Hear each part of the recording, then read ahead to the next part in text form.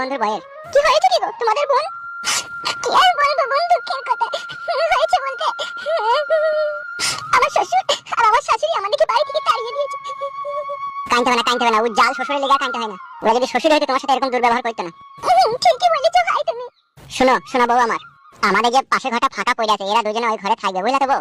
তা বলছি বউ, বাবা যদি একটু আমত করে তুমি একটু বুঝিয়ে বলে দেবে, ঠিক আছে? তুমি নতুন বউ তো, তোমার কথা শুনবে। ঠিকই বলছি গো বৌদি, এই গরিব অসহায় ভাইটার একটু উপকার করো। আজকে বাড়ি ঘর ছেড়ে পথে পথে ঘুরে বেড়াইছে, আমার কোনো মাথা গোজার ঠাঁই নাই। আমার সঙ্গে আমার নতুন বউ, ভগবান যে আমার কি পরীক্ষায় ফেললো তা ভগবানই জানে। এ বাল কাঁদি না, আমি আসি, তত টেনশন করছিস কেন?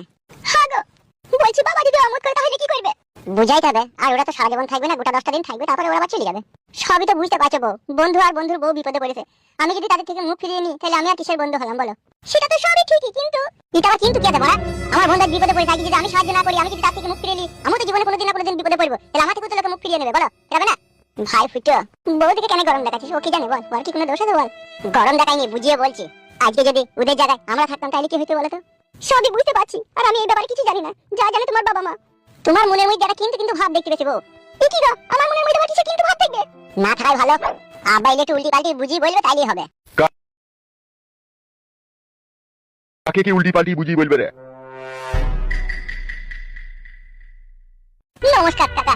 কি ব্যাপার, কি বাড়িতে সব এত লোকজন? কি হয়েছে কি গো বাবা? কি ব্যাপার, কি সব চুপচাপ দাঁড়িয়ে আছো যে? আমি বলছি আব্বা। কি হয়েছে সেটাই তো জিজ্ঞেস করছি। হয়েছে বলতে ওই ছেলেটা হচ্ছে আমার বন্ধু, বুঝলে আব্বা?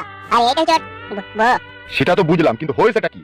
হয়েছে বলছি কি কাকা, আমি আপনাকে বলছি, ঘর আমার সৎ মা সৎ বার ছিল, আমাকে বাড়ি থেকে তাড়িয়ে দিয়েছে। তাই আপনার ছেলে আমার বন্ধু হয়, তাই ও বললো আমাদের একটা ঘর ফাঁকা আছে, ওই দিন কত থাকবি চো। তা আমি বললি তার হবে না, আমার বাবাকে আগে শুধু, আমার বাবা যদি তোকে থাকতে দেয় তবে তো থাকতে পাবে। সেই জন্যই আপনার বাড়ি এসেছি, একটু আশ্রয়ের জন্য কাকা বাবু। কি রে ফুচু? জি আব্বা আমি শুনছি, বলেন। বে ঘর তো আমাদের দুটো, তাই এরা থাকবে কোথাবে? তুই লিয়ে গিয়েছিস আশ্রয় দেবো বলে? ওই তো বাবা, ওই পাশের ঘরটা যেটা ফাঁকা পড়ে থাকে ওই ঘরটা। কাকা গো, আমি আপনার ছেলের মতো, একটু আশ্রয় দাও কাকা, 10টা দিন আমাকে তাড়িয়ে দিও না ভাই, নতুন বলে আমি তাহলে একদম মরে যাবো কাকা। ও ঘরে কারেন্ট নাই, খাট নাই। কারেন্ট খাটা আমাদের লাগে না কাকা, আমরা মেঝেতেই শুবো কাকা। কদিন থাকিয়ে কিন্তু আমার বাড়ি ছেড়ে চলে যেতে হবে, আগে থেকে আমি বলে দিচ্ছি। হ্যাঁ কাকা বাবু, 8-9 দিন থাকবো, তারপরে আমি ব্যবস্থা করে আমি ঠিক চলে যাবো। বেশ ঠিক আছে, নিহাত আজকে তুমি বিপদে পড়েছো বলে আমার বাড়িতে তোমাকে জায়গা দিচ্ছি, নাহলে এমনি অন্য কোনো ব্যাপার হলে আমি তোমাকে জায়গা দিতাম না, মনে রেখে দিও। যে কটা দিন থাকবা ভদ্রভাবে থাকবা, তারপরে চলে যাবা। হ্যাঁ কাকা, আমি কোনোদিন জীবনে বেঁচে থাকলে আপনার বাড়িতে অভদ্রতা করবো আপনি ভাবলেন কি করে? কোনোদিনও না কাকা, আপনি যে আমাকে আশ্রয় দিলেন, নিজের বাপের কাজ করলেন। ফুচো জালি যা, ওই ঘরে লিখে রেখে দিবা দিকে। হ্যাঁ আব্বা, যা। চলো চলো ভাবি, চলো এ ভাই চলে।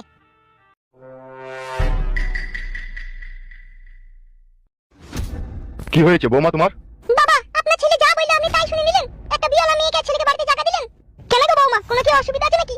আপনারা যা ভালো বুঝলেন তাই করলেন, অসুবিধা হলে আপনারা বুঝবেন।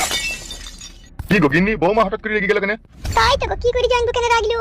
বড়া আমার বাড়ি আমার ঘর, আমি কাকে জায়গা দেবো না দেবো সেটা আমি বুঝবো। ওর রাগ করাটা ভুল হয়েছি না? কত জনের রাগ মানাবো বলো, লোকের রাগ মানাইতে মানাইতে আমি নিজেই অক্ষম হয়ে গেছি। ওর রাগ করাটা বড়া কোনো রাগের মধ্যে পড়ে লেগে তাই? তুমি বেশি উত্তেজিত হও না, তোমার আবার হাই প্রেশার। ওই জন্যই তো ভুদা আমার যত জ্বালা, হাই প্রেশারের জন্য। বুঝলে বন্ধু পুতল, হ্যাঁ রে বুঝতে পেরেছি, এই ঘরটাকে পরিষ্কার পরিচ্ছন্ন করে থাকতে হবে, তাই তো?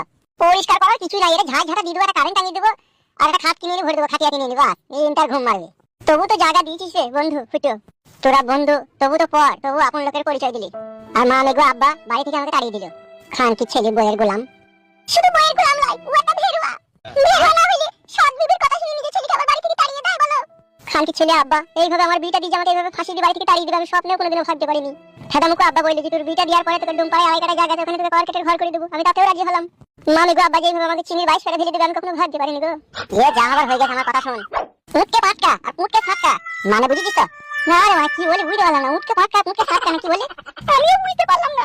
আর একবার বলছি, মন দিয়ে শোনো। উঠকে পাটকা আর পুটকে ছাটকা, বুঝতে পেরেছি? উঠকে পাটকা পুটকে ছাটকা এর মানেটা কি? মানেটা তো বুঝতে পারলাম না। মানে হচ্ছে নতুন ঘর পেলি, নতুন বউ পেলি, এদের তোদের দরকার চাই খাবার আর একটু খাটিয়া, যেই খাটিয়ার উপরে শুয়ে উঠকে পাটকা পুটকে ফাঁক করে ছাটকা। আর কি বললে ভাই, পুটকে ফাঁক করতে নাকি বললে? ঠিকই শুনেছো, বুদ্ধি আছে তোমার। হ্যাঁ বন্ধু, নতুন বয়স সামনে মানুষ কি আজে বাজে কথা বলছিস তো? আজে বাজে কথা বুকাচ্ছুদা, সত্যি কথা সবারই খারাপ লাগে, বুঝলি তো? তার কারণটা কি জানিস? না একটু বল দেখিনি বুঝি। তাহলে বলছি শোন। হ্যাঁ মোবাইলের সাউন্ডে কাজতে দাও আর হেডফোনটা কানে লাগিয়ে দাও। বলছি এই মাটির উপরে কত মেয়ে আর কত ছেলের যে বসবাস, কোনো হিসাব নিকাশ নাই। ছেলে আর মেয়ে যখন খবিস কাজ করে না, যখন সহবাস করে, তখন দুজনেরই আরাম হয়, বুঝলি তো? আর এই খবিস কাজটা পৃথিবীর সব ছেলে মেয়েরাই করে। যে করেনি সেও করবে, আর যে করেছে সেও আরো করার চেষ্টা করবে। আবার এই জিনিসটাই মাঝ পথে আবার কি হয় জানিস তো? কি হয়? ওই তো যেটা আগে বললাম, উটকে পাটকা আর পুটকে সাটকা। উটকে মানে হচ্ছে আড়ালে আবডালে লাগা লাগে, মানে সহবাস। আর পুটকে সাচ্চা মানে সবারই সামনে হচ্ছে কেলাকেলি। কেলাকেলিটা কিসে লাগে? কেলাকেলিটা হচ্ছে ওই খবির কাজটাই, যদি কেউ ওপেন করে বসে না, তখন তার মেয়ে